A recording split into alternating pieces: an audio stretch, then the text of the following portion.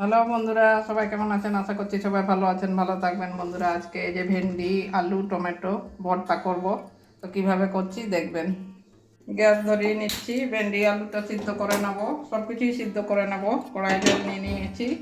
এবারে আলু, ভেন্ডি, টমেটো সবগুলোই একসঙ্গে ঢাকা দিয়ে সিদ্ধ করে নেব। এবারে ঢাকা দিয়ে দিচ্ছি, ঢাকা দিয়ে 5 মিনিট সিদ্ধ করে নেব।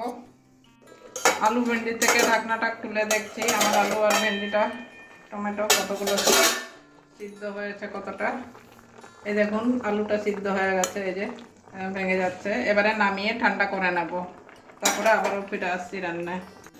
এবারে কড়াই তেল ঢেলে নিচ্ছি, তেলটা একটু গরম হতে দেবো। তেল গরম হয়ে গেছে, এবারে পেঁয়াজটা ভেজে নিচ্ছি। আগে কাঁচা লঙ্কা, শুকনো লঙ্কাও দিয়ে দিচ্ছি, একসঙ্গে সব ভেজে নেব। পেঁয়াজটা হাফ ভাজা হয়ে গেছে, এবারে রসুন কুচি দিয়ে দিচ্ছি। রসুনটা কাঁচা গন্ধ যাওয়া পর্যন্ত ভেজে নেব। মাখা হচ্ছে আমার, কষানো হচ্ছে। এবারে আলুটা মাখিয়ে নিচ্ছি। আলুগুলো সব এভাবে মাখিয়ে নেব, মানে হাতের সাহায্যে চটকে নিচ্ছি। এবারে সবগুলো একসঙ্গে ঢেলে নিচ্ছি। টমেটোটা গোটা গোটায় দিচ্ছি, ভেন্ডিটাও গোটা গোটায় দিচ্ছি, খুন্তি দিয়ে ভেঙে নেব। তো আগে আগে দিলাম না, লদ হয়ে যাবে। এবারে খুন্তি দিয়ে এভাবে ভালো করে এদিক ওদিক করে নাড়িয়ে নেব, তাহলেই আমার ভর্তা একদম রেডি হয়ে যাবে।